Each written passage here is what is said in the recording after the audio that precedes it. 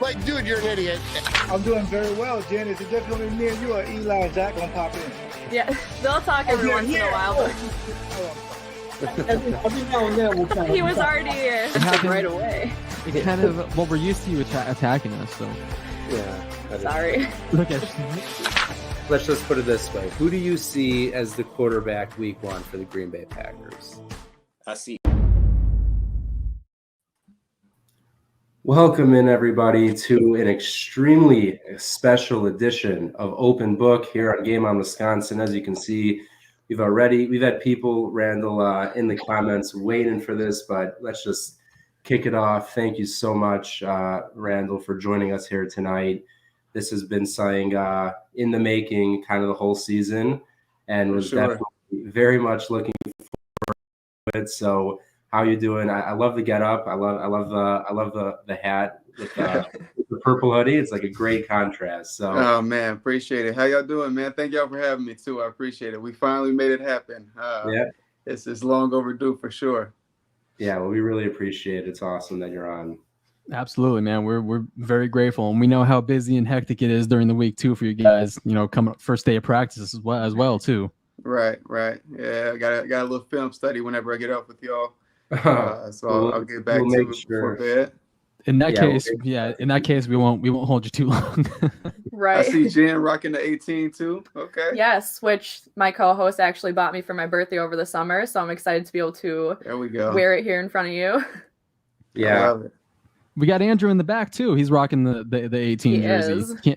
He's our producer in the background. I don't think you can see him, but okay, I can't see him. Yeah, I've got my 18 back in Chicago, currently in LA, but definitely have it in mind. But again, just awesome having you on the show, and just how's everything, just been being back in Green Bay. Obviously kind of seemed like it happened overnight out of nowhere, and just the feeling of being back home. I'm sure it's got to be pretty great. Definitely happened overnight. Obviously when the trade went down, I was so happy and excited. But then it was like, oh dang, like we got to move back up here. We got to like find a place to live, which is crazy because we held on to me and my wife had a house up here in Green Bay, and we held on to it for 2 years, and we finally sold it October of 2020, thinking like, okay, like that ship sailed, it's all over, no chance we'll be going back there anytime soon, besides the visit. So, once everything happened, we were like, dang, man, we should have kept that house. But it all worked out though, back in green and gold, back in playing back in Lambeau again. It's been a incredible ride so far, to be in a position that we're in, 8-2 after 10 games, and we control our destiny, and we talk about it all the time. Everything that we want's right in front of us. It's about going 1-0 each week and making sure we keep the focus and attention on the detail every day in practice and in the meeting rooms, and going out there and find a way to win a game. And we've won different ways all year, so it's been a lot of fun for sure. Yeah, speaking of winning in different ways, real quick, just to look back at this past week's game, I think it's been 3 years, a little bit over 3 years since the last time the Packers have shut out an opposing team, and to do it against Russell Wilson and DK Metcalf and Tyler Lockett and that, very impressive Seahawks offense. Like in your time with the Packers, have you seen such a strong defense just top to bottom? Because at least as a fan watching, it's just, I haven't been so excited to see our defense play every week like I have. Yeah. For sure. I think back to 2014, the defense that we had that year, there was a lot of games that we played and we were up big going into the fourth quarter, and we didn't even play in the fourth quarter. I think that year, it might have been 4 games where some of the starters didn't even play in the fourth quarter. And it was just like, that's just how many points were put on the board, and our defense was holding them, and the game was just getting out of hand. And, unfortunately, our offense has been putting up numbers like that so far, but defensively, they've been playing their butts off. Hats off to them. I think having somebody like Dre in the middle, He's a difference maker. He's a difference maker on our team. The injuries that we've had across the board, and just finding a way to win a game in this league with so many stars and so many big names go down, I think that shows just the depth that we have as a team, and just our relentless effort to find a way to be successful. And it's been fun to watch. It's been fun to be a part of. Just seeing week in and week out us find different ways to do it. Yeah, I'm glad that, because people are starting to finally take notice. You mentioned Devondre Campbell. People are finally starting to take notice of him, and the Packers have that true presence at middle linebacker now, and you have that tandem between him and Chris Barnes, who has also been from last year just a great, pleasant surprise. Were you surprised? You came to the team like about a month and a half after him, but for a guy, he was on the street when the Packers picked him up in minicamp. That's surprising to you, I'm assuming. Yeah, that's just the way that this league works, man. It really is about getting opportunity and depending on where you are. And him stepping up to the plate since he's been here. I remember him when he was in Atlanta. He was somebody that we talked about whenever we were scouting Atlanta, preparing for the Falcons. He was somebody that name was brought up, and he's a ball player. And I think after having conversations with him throughout training camp, at lunch or breakfast or whatever, and just hearing his process and the way he goes about watching film and his knowledge of the game, it shows. It shows whenever he steps on the field, and his ability to see things and get people in positions and line players up, and maybe have to shift the D-line depending on emotion or something. You see him just having command and control of the defense and getting everybody situated, and it's special. He's a special player, and he's been a force all this year. Yeah, for sure. And I kind of wanted to stick on those off-season acquisitions, and obviously we're going to talk about your guy Amari and the draft, and just kind of, he was drafted at a time that you had no idea that you'd be back and you'd get to share the field with him. So I just kind of wanted to know your emotions with that, maybe the conversations you had, and then maybe conversations before and after you realized that you were going to be here with him. Yeah. Amari's my guy. I've known him for a long time. We go back to when I was in college, and his dad was my receiver coach at Kentucky. And as soon as he got drafted, I said, "Man, you're fortunate. You're going to a place, where they have had success." I knew the room as far as having Tay in there and the leadership that he brings, so I knew that he was going to be coached up the right way. At that time, we didn't know if Aaron was coming back or not. So I was like, if you get to play with Aaron, and you look great. If not, I don't know what the situation would be. I didn't really know Jordan at the time, or had seen any of his film. So, but I was so excited for him.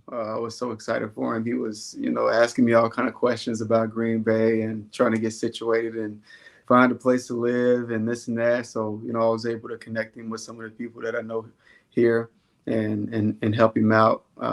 But we have conversations all the time.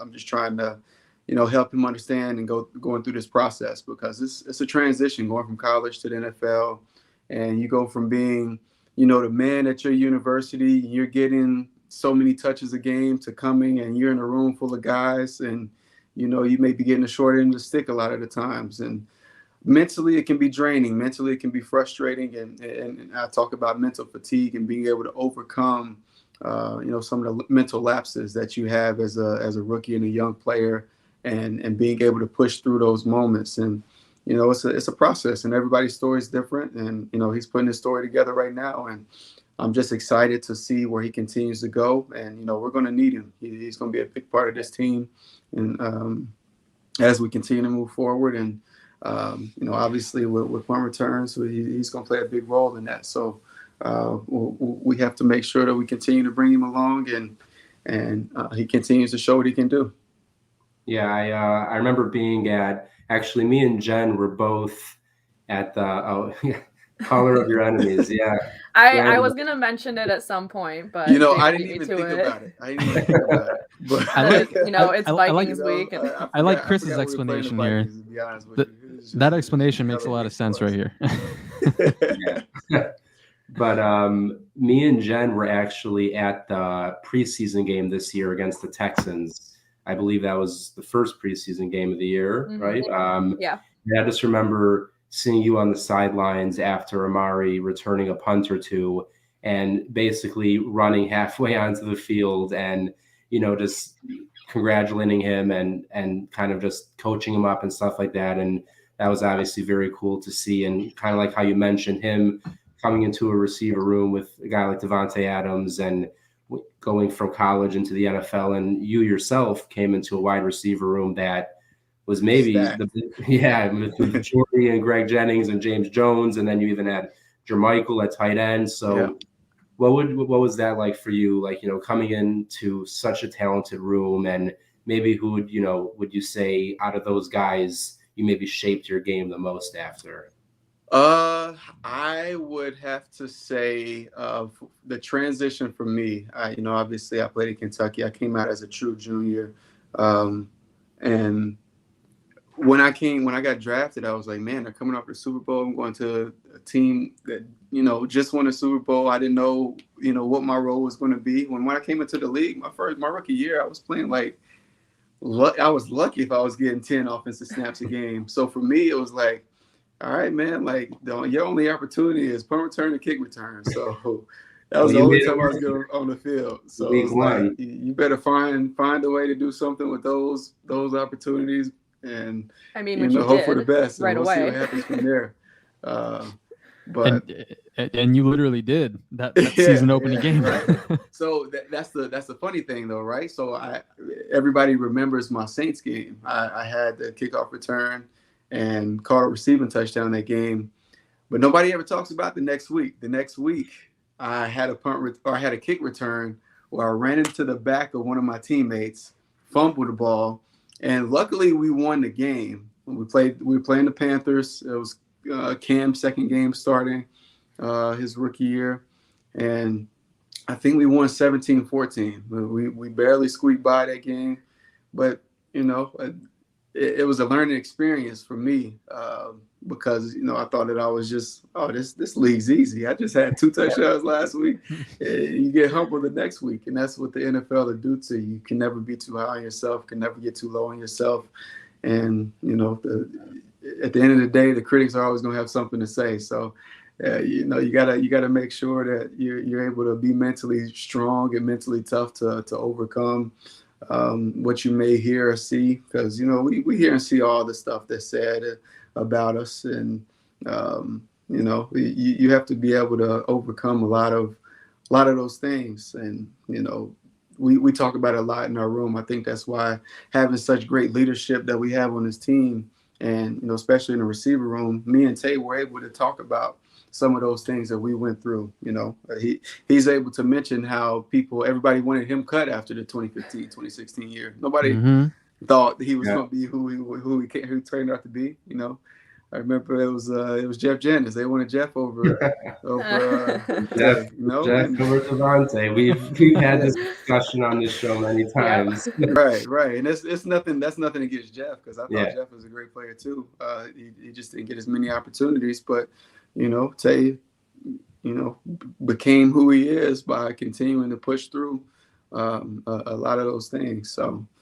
But the second part of your question, you asked who I modeled my game after. My rookie year, man, I had a tough time in practice getting off a jam, getting off press. And I just remember in practice all the time just talking to Donald, talking to D-Drive, talking to Greg, and just watching the way that they move. Greg was so fluid in his route running. He was just so smooth. He was so efficient, and I think that was one of the things that I was able to take from his game, was just how efficient he was in his steps. Everything with Aaron is all about trust and doing things consistently and being consistent with your route running. You can't run. We call it a hitch route, which is 5 steps. You can't run it in 7. You can't run it in 3. It has to be 5. He has to know it's going to be in 5. He has to trust that you're going to do it in 5. Something just as simple as that. It is consistency that's built through repetition. And, I think that's something that I was able to take from Greg and learn from Greg. by watching him and just having conversations with him. That makes me ecstatic because Yeah, I'm like I Greg knew- Jennings. I'm known on Twitter as the Twitter guy, the guy that reps Greg Jennings nonstop. That's like Yeah. that's good news for I me. mean, Zach who and I knows obviously butt heads Greg hadn't because left here, if Greg hadn't left here and went to Minnesota, who knows what would have happened? You know, Definitely. Tate might have not been drafted here. You know, Yeah. Tate was drafted. Greg left in 12. Tate was drafted in 14. So yeah, I mean, if he signs another 2 or 3 year deal and stays in Green Bay, it's so crazy how like one of those small decisions, just everything that happens from there. It's wild.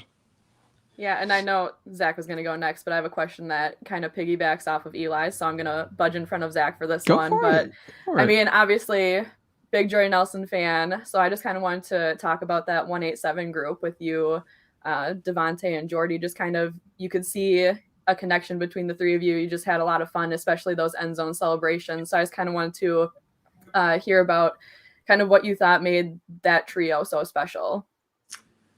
I think what made us so special was, so Jordy was probably, 2014. I would have been in year 4, so that would have put him in year 6 or 7. And Tate was coming in as a rookie in 2014. I think you had like that big brother, middle brother, little brother type of, group, right? Like Jordy was the old vet that like everybody was just like Jordy Nelson. Like he does everything the right way. He's where he's supposed to be. He's the guy that like he eats the same breakfast every morning when he comes in. That's how particular Jordy was about his routine and his schedule, right? So we were able to take things from each other and learn from each other and grow. And the accountability, we held each other to a different standard. We expected so much from each other. Tay's coming in and, I'm putting my arm around him and trying to tell him the ropes, tell him how things work. Like this ain't like college, and this ain't like probably a lot of places. Now that I've been other places in the NFL, it's definitely not other place like any other place in the NFL. Right. Like, when it comes to our room, like, our receiver room is just special, and I think it's a lineage thing. We have Rubu, Ravel Martin, who played here, back in the day, and he was just talking. We went to dinner not early during training camp, and he was just talking about how it's crazy to hear us talk because a lot of the things that we say were things that he heard from. I can't think of his name now. Robert Brooks. Things he learned from Robert Brooks and from Donald back in the day. And it's like crazy to hear us talking about the same things. And it's just a lineage for us. And but when you talk about 187, when you talk about me, Jordy, and Tay, it's just that consistency that we all had and that we all were able to feed off of each other. Aaron's always going to throw it to the open man. And sometimes we had to do things that other receivers don't want to do and run clear routes to open up for Jordy, or, to hold a guy for Tay to wrap in behind, and being selfless and being able to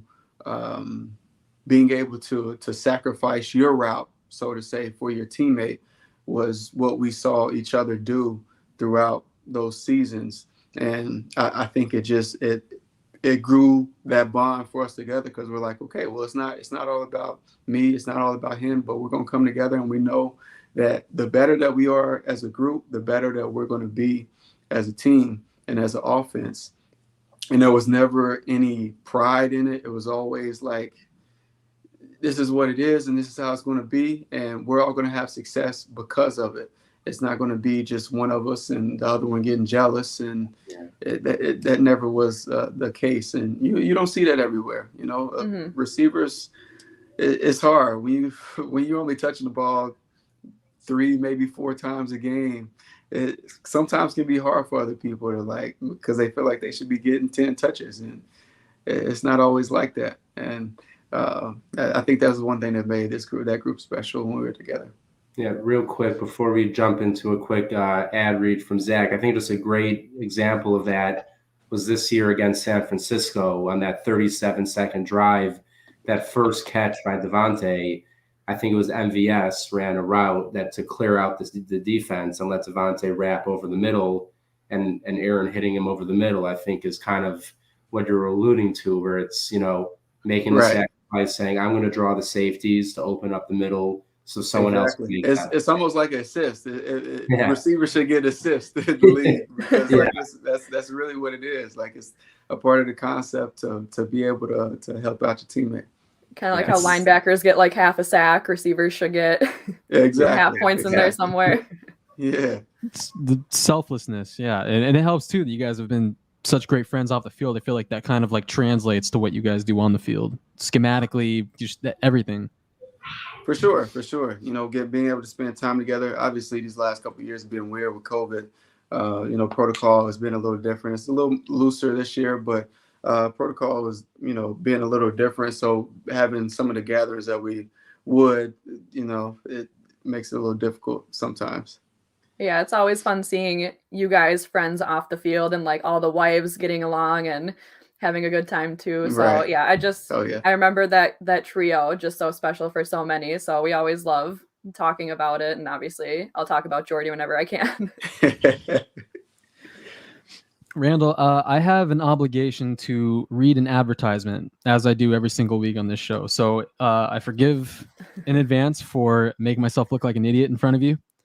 You're not at all. You got to do what you got to do, man. Somebody got to pay the bills, right? Absolutely. All right. This show, Randall Cobb, it is all brought to you by Artec Ventures. The goal at Artec Ventures is to collaborate closely with founders throughout all investment and fundraising stages, turning their visions into successful companies. Since 2020, Artec Ventures has helped turn great ideas into profitable businesses that make an impact on industries, communities, and beyond.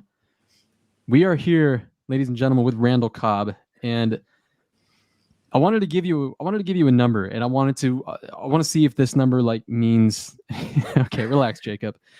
I want to see if this number means anything to you, just off the top of your head.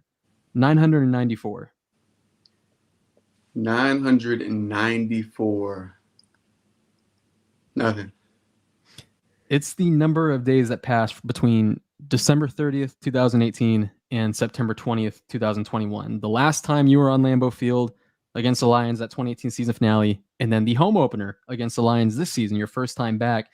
Can you walk us through kind of just like... I'll never forget that number again. Thank you, by the way. Thank you. I crunched that with a calculator and everything. Teaching everyone everything. Yeah. Can you just walk us through that, the experience of that day? I don't want to say start to finish, take us through your whole routine or anything, but the emotions you felt that day, what it was like.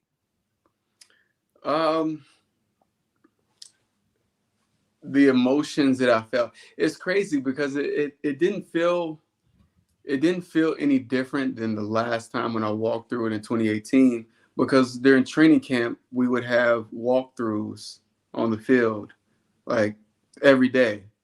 So every day I would walk through the tunnel. Family night, I walked through the tunnel. I think that's when I kissed the grass when family night came around, because I think that was the first time I was in my helmet and pads going out on the field. But when it came to the Lions game, it was just kind of like nothing had changed. Like, you know what I mean? It was kind of like the feeling. I don't know if you all have ever walked back through your high school halls after you left. Mm-hmm. And you kind of come back and you get those memories and you see the same locker or something might have happened over here one year that you just it just randomly comes back to your memory.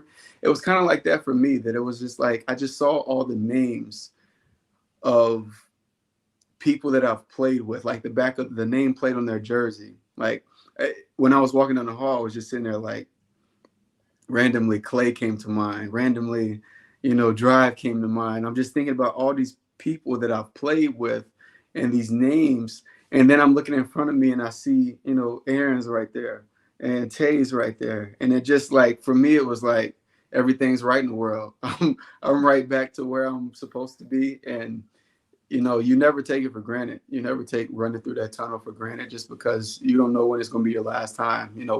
Every time we take the field, we're risking a lot out there. We talk about it all the time. You don't know when you're going to get hurt, because you're going to get hurt. Hopefully it's not too bad. Hopefully you don't have to miss a whole lot of time, but it's going to happen at some point in your career. If you're lucky, it won't, but it's 100% injury rate in the league. So we definitely take those moments. We hold on to those. And I think running back through that tunnel on that day, it was just like, oh, this has changed. Oh, they got smoke now. Oh, they got the brick like Lambeau when you run out on the field. I was just looking around like, I guess some things have changed, but it wasn't a whole lot.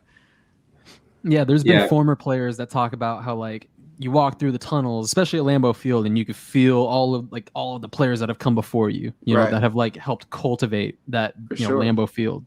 So I can definitely see that. Now, which one day players will do the same thing for Randall Cobb.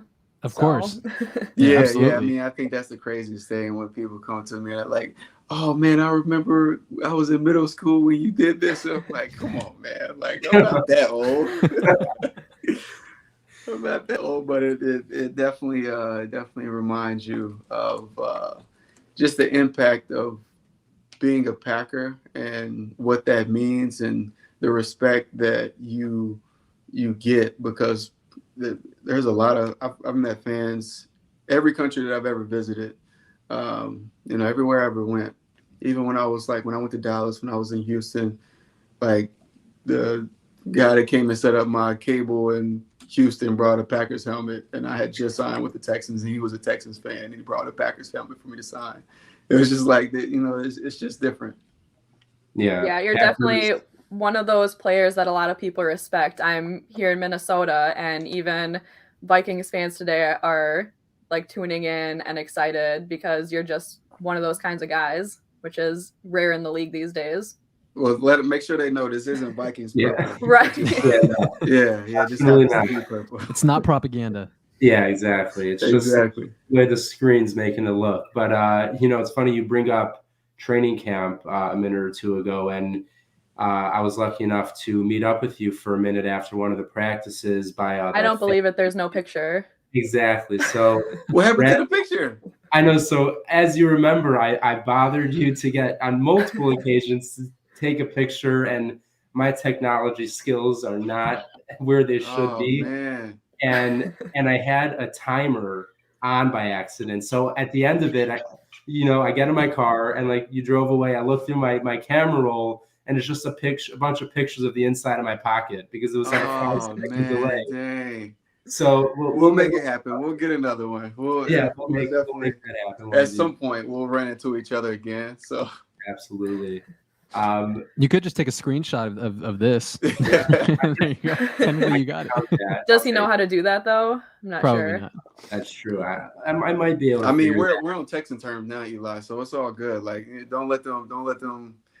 Yeah. I'll send you a selfie. Yeah, which from my. I think people should know how we got connected with Randall Cobb, because it's pretty cool how we were able to get him on the show. So I think Eli should share that story. Randall, if you don't mind, just kind of our interaction when the trade was kind of happening, and you, I guess, had a good sense that you were going to be back in Green Bay. And obviously I was extremely honored that you were one of the first people to know. Yeah, I was, I remember it was weird. I still remember exactly just where I was, and all of a sudden just like seeing a DM and it says Randall Cobb, and I'm like, all right, who's photoshopping something? Who's messing with me? Because I had no idea what was going on. And then you're talking about the trade, and I was I was pretty ecstatic about that. Obviously, you coming back to Green Bay, and I very much appreciate you thinking of me to get you a little coming home video, and I was very pleased to do that. Got to go back and watch so many great memories of you as a Packer. And on that note, you've been a part of so many of historic plays in the last decade of Packers football, and they will live on for much, for forever. But for you, in your head, what will be, the play in 20 years from now that you look back on, and as always, that moment that you're never going to forget as a Packer? Well, before I answer that, I gotta make sure that I frame this up too, because the 2 years that I was gone, right? So whenever I left Green Bay and went to Dallas, I was pretty salty. So, I unfollowed everything Packers. I didn't want to see any Packers stuff, whatever. But my wife is like, she's a closet Packers fan, even when we were in Dallas and when we were in Houston. And she's always like showing me these little clips, these little videos, and like it's always you. I'm like, well, who is this guy? Where are you finding these videos from? And she always had like Book of Eli. Like here's another video he posted. I'm like, I don't want to see any of that. It's like I'm done with them. I don't want to see any of that. So she always would show me the stuff, and then whenever the time came, I was messing with her. I was like, I think I'm gonna contact Eli, see if he can make one of those videos. Well, and she was like, "Yeah, do it, please do it." So that's how I ended up reaching out to you. That's awesome. The wife's stamp of approval means more than anything. Yeah. That's incredible. For sure. That's awesome. And then he makes a video and has me and her crying in the car on the way to the airport. So thank you for that. Appreciate it. You made me cry. Yeah, look, if I definitely, I guess if it's good, if it's happy tears, I'm happy to do it. So sure. Which I actually did kind of have a question, unless you had something else to answer. I can't remember. So yeah, so the answer to your question, Eli, about the most memorable moment for me, I think it would probably be the Bears game in Chicago, the catch to get us into the playoffs that year. I don't know if y'all remember, but me and Aaron both were coming off an injury that game. Yeah. We remember. I had broke my leg. So I missed those 10 weeks. And coming back in the game, I just didn't know. I didn't know like how it was gonna go. I didn't know what was gonna happen. I think I only played like 20 plays that game, and ended up having a touchdown early in the game, and then the fourth down, it was just crazy, because it was like Aaron drew the play up in the dirt. He told us all what he wanted. He told I think it was David. He said like, I want you to overset. I want Pep to rush inside. And David, I can't remember what happened with him, and then Kuhn came off the edge for a block, and Aaron was able to escape the pocket. And my route was supposed to be a 10-yard like stop route right at the sticks. But Conte was just sitting there flat-footed, and I threw my hand up and ran by him. And I think that's one that's going to be etched in my memory as like all time as of now. Yeah. Until let's see what happens up through February. Yeah. But, to date, that's definitely the one for me. But I'm happy you brought up that play, because I was actually in the end zone where you caught that ball. Really? I was. So I still remember I was with my dad, and all he was looking at is seeing Julius Peppers about to obliterate Aaron Rodgers. Yeah. And I'm looking downfield, and almost in the exact words of The Rock Harrelson, I was smacking my dad saying, he's got Cobb, they were wide open. And I just see, with 20 yards of separation. And that ball, it seemed like that ball was in the air for an hour. And I'm just I'm glad I'm not the only one that felt that. Yeah, I was waiting for that ball to land, and it felt like it took forever. But that's definitely, at least for me, I mean, in general, even if I was watching it on TV, but being there at the game, being in that end zone, by far my most favorite football memory, and I'm definitely happy you were a part of it. So I was gonna say, so Chris just alluded to what I was gonna say. I was in the end zone for the Hail Mary in that wild card game, so I had like perfect clear vision of you taking that step back, we'll call it, and catching that ball, which it was a game changer, because that was kind of it was a really cold game, and I think at that point Jordy had got hurt because he had those broken ribs. So I remember just that ball felt like I was in the air forever. But to witness an Aaron Rodgers Hail Mary is one thing, but I can't imagine what it feels like to catch one, especially in a playoff game. For sure. That's up there too. That's definitely top 5 for me. That was a fun game. I think I scored 3 times that game. You but did. the Hail Mary was, yeah, I mean, that was wild. I almost actually had the one in Arizona this year too, right before halftime. I misjudged it just a little bit, but I tracked it pretty far. I was running. It's funny on Hail Marys, I always like run and watch the jumbotron, and I like wait to see when he releases the ball, and that's whenever I look back and try to find it. So, yeah, it's a little secret I got. Yeah, I don't have the luxury of living up in the Midwest like those two, but I did Where get you to at? I'm in California, SoCal, What part? Anaheim, Orange County. Okay. Yeah. But I did get to see you play in person one time. It was October 20th, 2016. It was a Thursday night game against the Bears. You caught it was like you were targeted 15 times and you caught 11 passes. You guys it was like the first time you guys wore the color rush. all white. All white jerseys. All whites. Yeah. And I remember Aaron Rodgers attempted like close to 60 passes that night. Wow. That was my lone. What's y'all's favorite jersey? The all white or the all green? Ooh, that green was fresh. All green. Yeah, green? love the green. I like the all green. We're trying to get him to bring him back some point this year, but I don't know if we're going to be able to. Yeah, no, I think we definitely should, because those I've been trying to find a jersey online to buy one of those, because those looked real good this year. Yeah. But always a fan of the color rush. Yeah, so I feel like, with it being Vikings week, just kind of wanted to touch on, obviously, we all kind of look at you as the bear killer. You're the secret weapon against Chicago, and obviously you've had some phenomenal memories there. So would you consider that your personal biggest rivalry? And then kind of just, when you go into a rivalry week with the Vikings, do you have any memories that stick out, or just kind of curious about that? Vikings memories. The only one that comes to mind, I remember I was talking about those not playing in the fourth quarter games. We had one of them against the Vikings in 2014 where it was the home game. I want to say it was either Sunday night or Monday night, but I feel like it was like a 42-6 type game. We're just nonstop. We were all over them. But yeah, I can't really think of. Definitely Bears for me is a little differently, and I think it's just the style of defense that the Vikings play. Just the coverages that they play is more.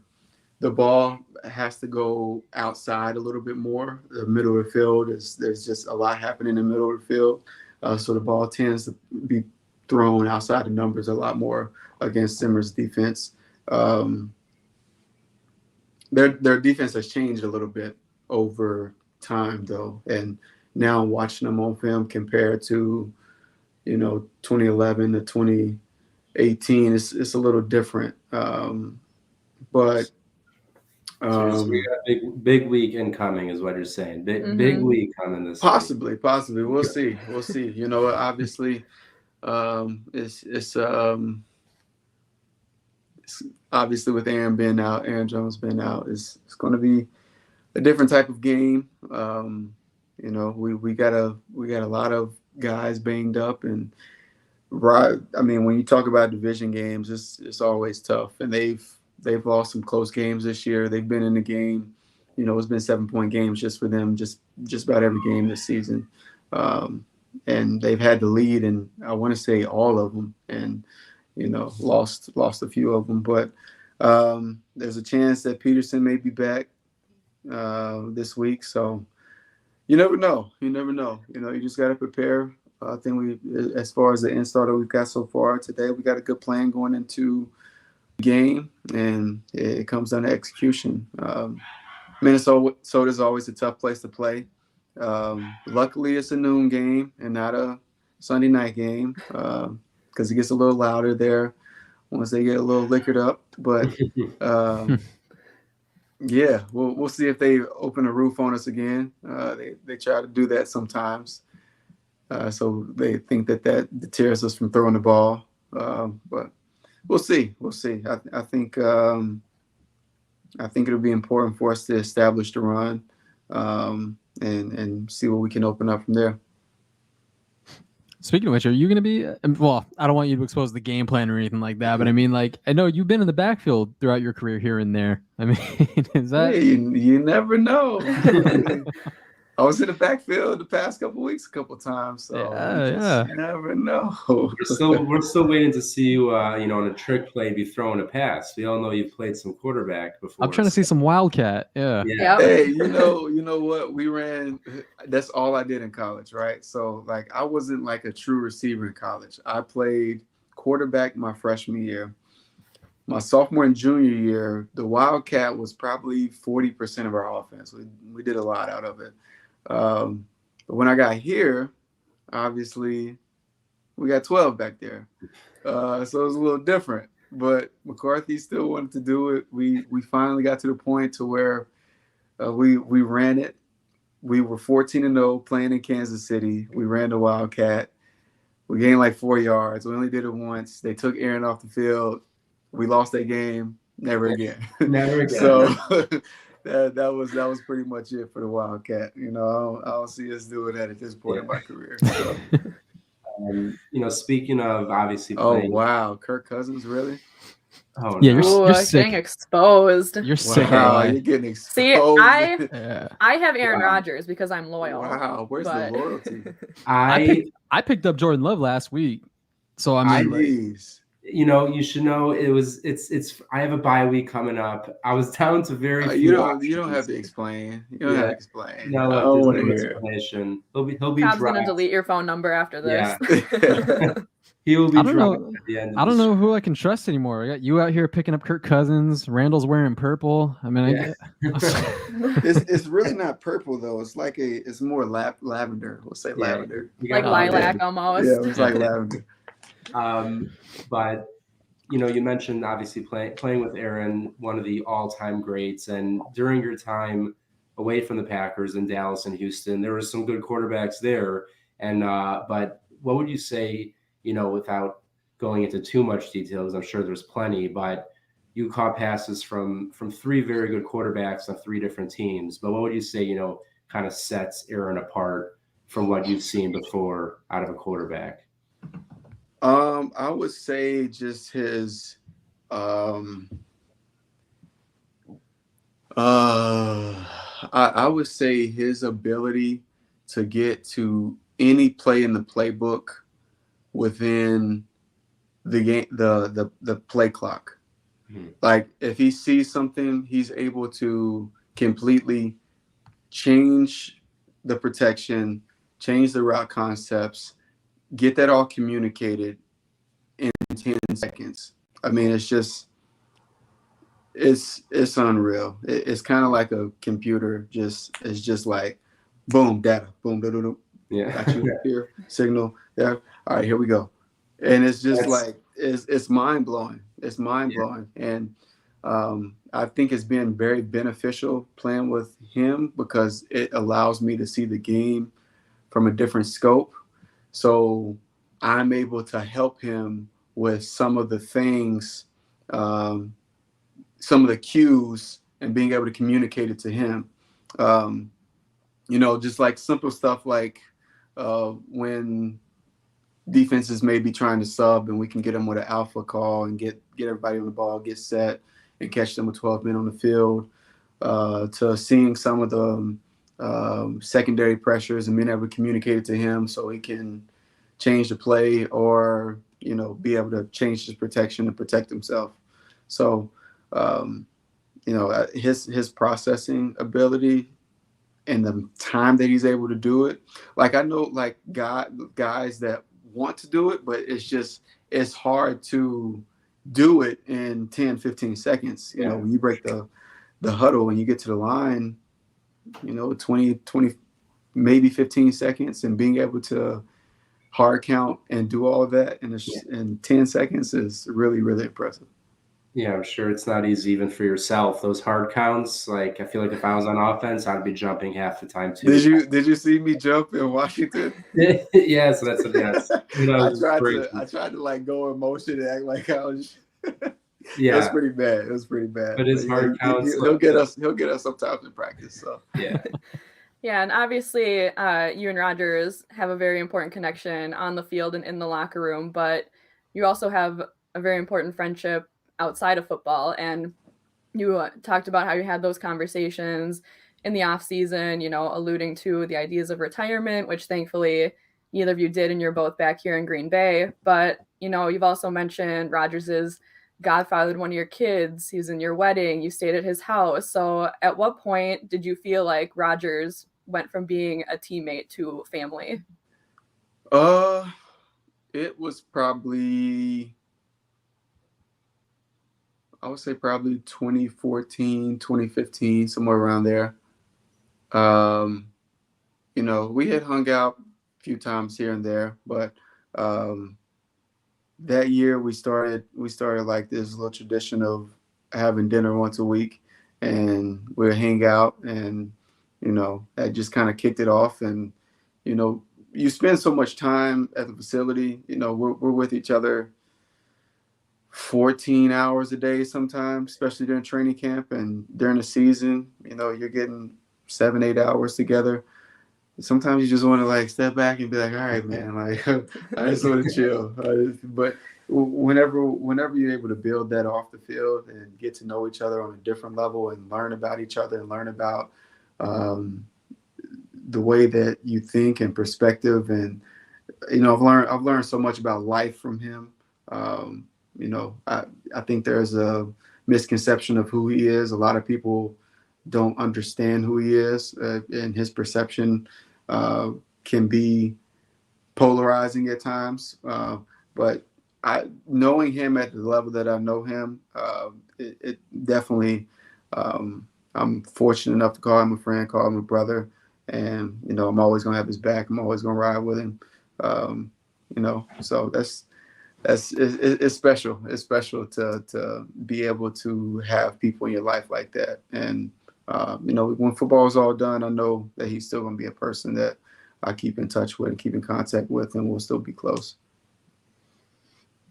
We want to respect your time and everything, and get you out of here in a timely fashion. I did want to ask about one more of your teammates. Everyone talks about you and Aaron Rodgers kind of being back on the same team together, but how did it feel kind of like reconvening with someone like Mercedes Lewis, who your last year in Green Bay in 2018, that was his first year. And now you come back, he's still here doing his thing, laying out guys, blocking, occasionally catching a pass. Like you guys are both the elder statesmen right now of that whole room of pass catchers. Is there anything that you've learned from him about life, mental, physical health, anything? For sure. Sadie's, he's the OG. I mean, like I'm old, but he older. So, he's I feel like the middle brother with him. Being able to just learn so much from him and his process and how he goes about handling his body and his routine and his mental. Being able to grow with him off the field too. It's funny. Like we played together in 2018. I was dealing with injuries that year. So, I was headspace. I was in a different place. Like, it was just like, it was a lot. I dealt with a lot that year. So I didn't really get a chance to know him as well that year. But as time has gone on, like we've run into each other in places and spent some time together. And we actually, back in June, July, we went to Mexico, and we were all staying together, and we spent some time together and really, bonded during that trip.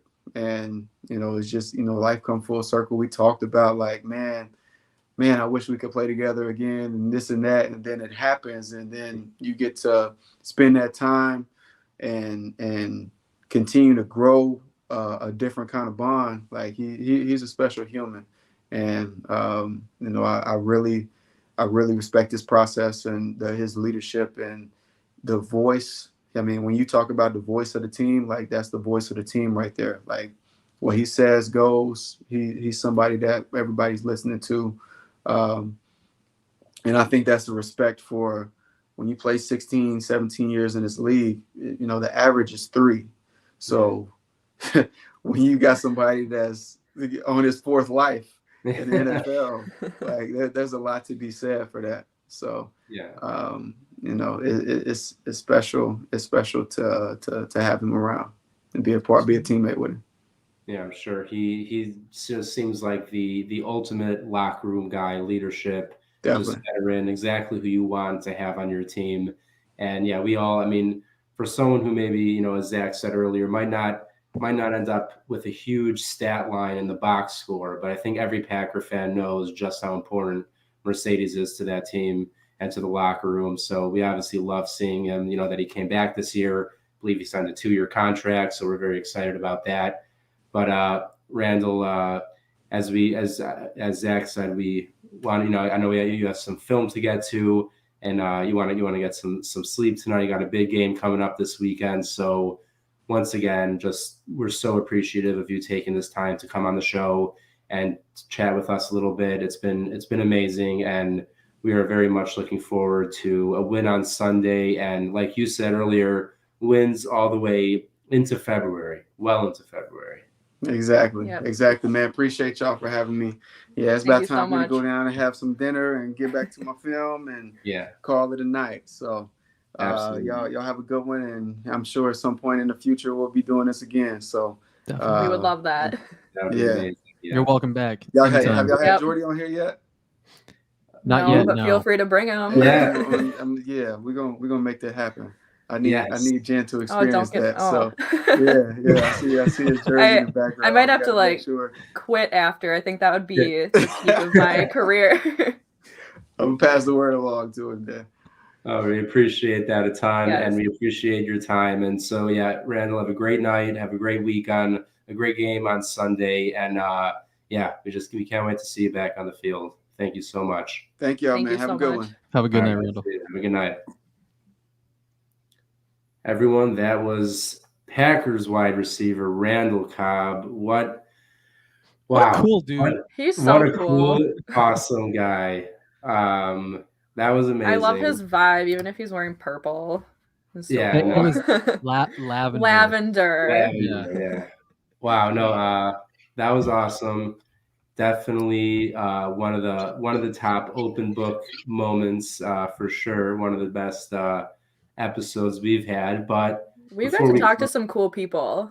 We definitely have. I love it. That's near the top of the list, and everybody was here to witness it. They were part of this, so thank you everybody for tuning in and being here for this. Everyone who's been very active in the comment section. I know we like to try to get more interaction with the comment section. Obviously, it's a little bit more difficult tonight, but everyone who tuned in, we really appreciate it. And let's just make sure to keep our tradition going before we finish the show. We got to get a little.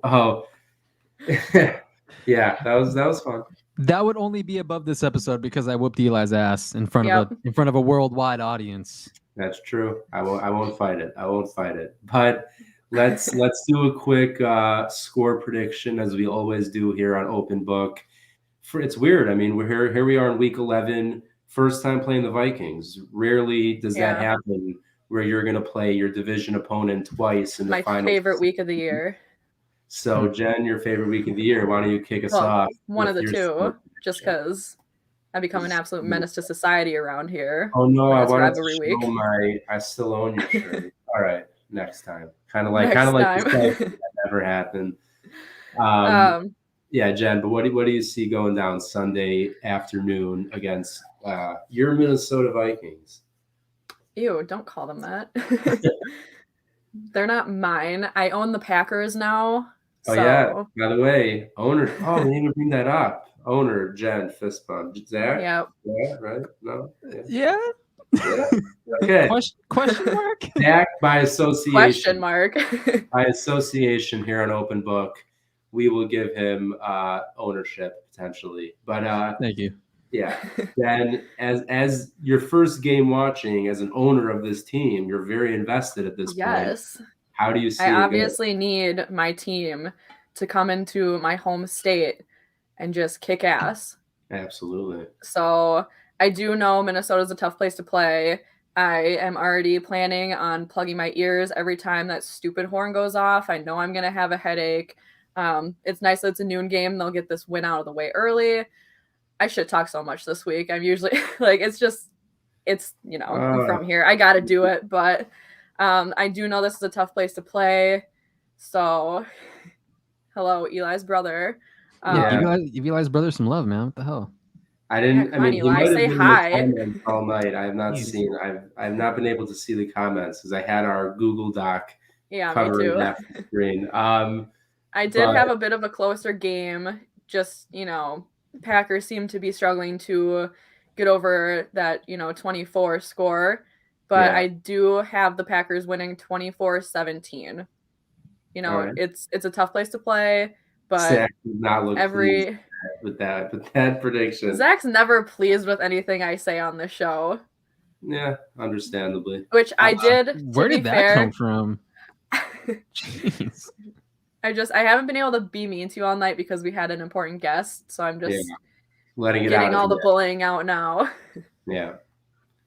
Getting all the bullying out. Coming from our resident teacher here, you should be stopping bullying. I'm not a teacher. Set an example.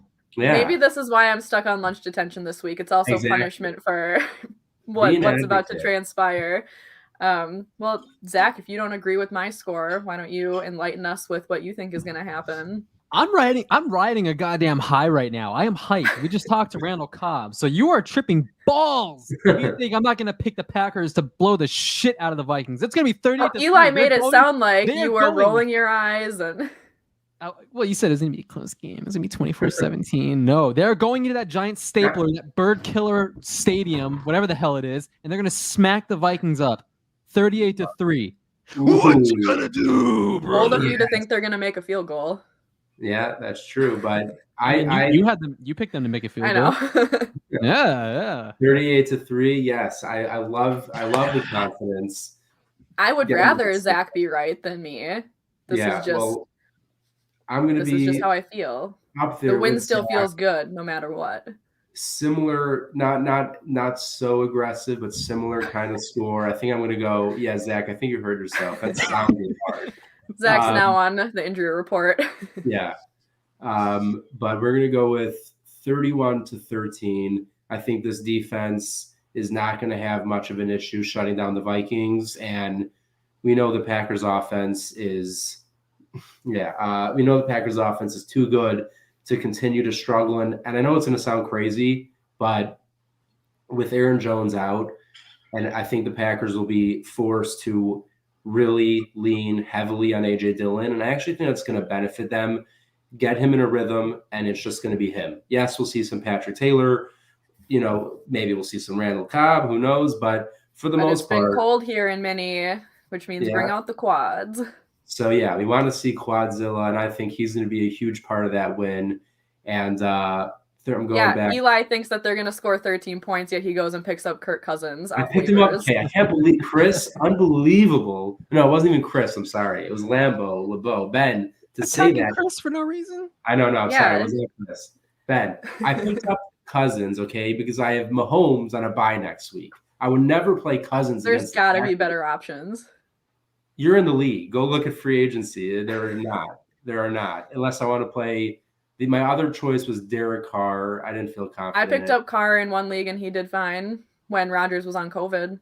Okay, I don't need to be yelled at, all right? I didn't like doing it. It was the middle of the night. I'm going to drop him. I'm just going to have to drop him. I have never, ever drafted or picked up a Vikings player. I want zero reason to ever hope anything good happens to that team. Dan Bailey was the closest I ever got, and I couldn't do it. I drafted Justin Jefferson last year, and I drafted Dalvin Cook this year, and I'm not sorry about it. Jen, trade me James Conner. I don't have another running back unless Chubb comes off of COVID. I'm giving you Alex Collins. I'm giving you Alex Collins, and I'm giving you Jordan Howard. Yeah, but James Conner is putting up better numbers. Zach is sending me these. I'm waking up from a nap, and it's like, oh, Zach wants to chat with you in the Sleeper app.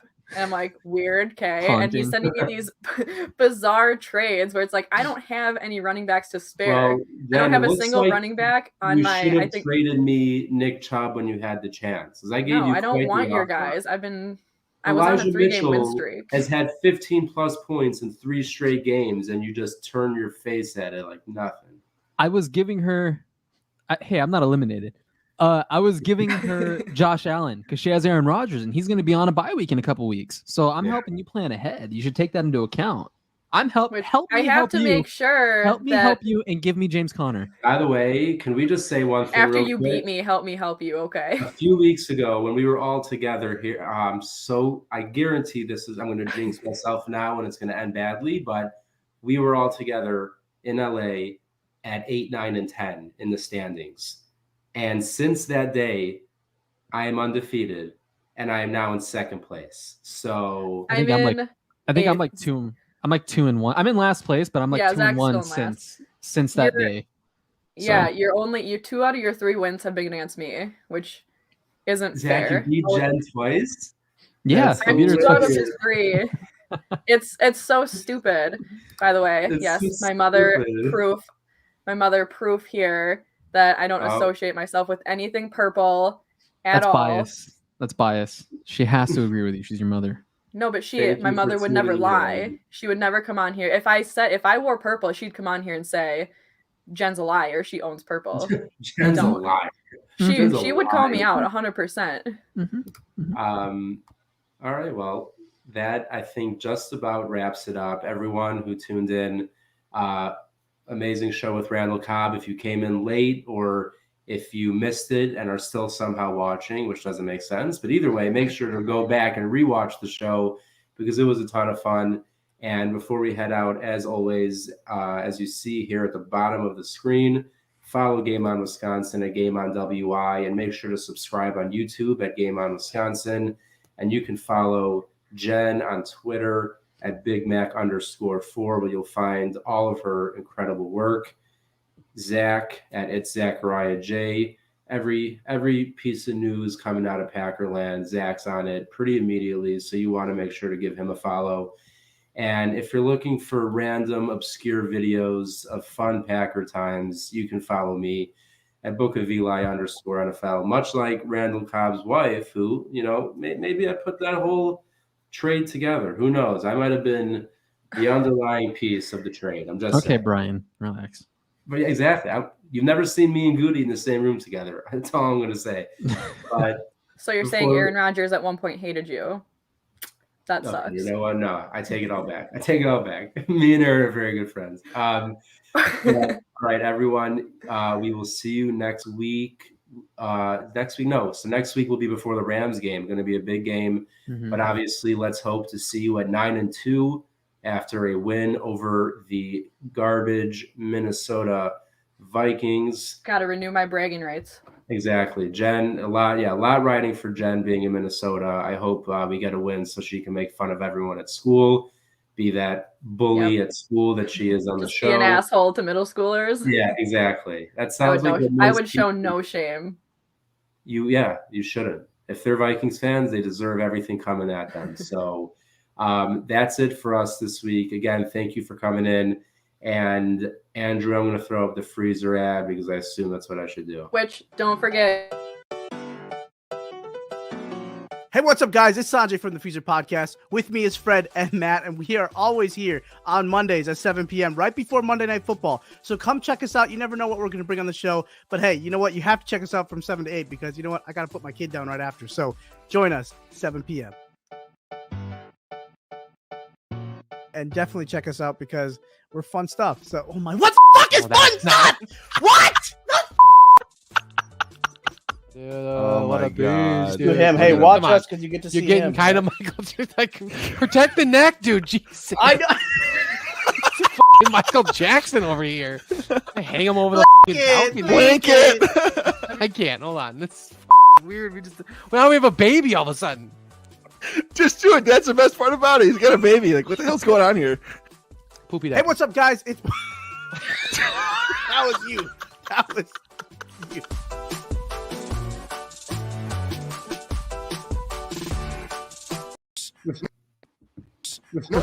What you think, Fred?